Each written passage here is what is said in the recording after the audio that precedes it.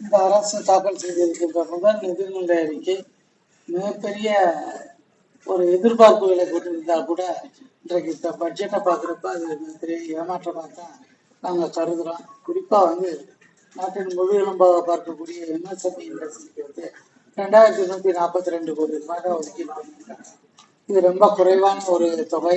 அது மட்டும் இல்லை, இந்த பட்ஜெட்ல எந்த ஒரு மாவட்டத்திலையுமே புதிய தொழிற்பேட்டைகளுக்கான அறிவிப்பு எதுவுமே சொல்லப்படலைங்கிறது ஒரு வருத்தமான விஷயம். அவங்க பதவியிலேருந்து போகிறப்ப 10,25,000 கோடி கடை, அது இந்த ஆண்டு 12 லட்சம் கோடியை தாண்டும் அப்படின்னு தான் பொருளாதார வல்லுநர்கள்லாம் சொல்லியிருக்காங்க. இது நிதி ஆதாரத்தை பெருக்கிறதுக்கான எந்த வழிவகைகளும் வரைக்கும் சொல்லலை. நிறைய திட்டங்கள் சொல்லியிருக்காங்க, தவிர பெருக்கக்கூடிய வழிவகைகள்லாம் சொல்லலை.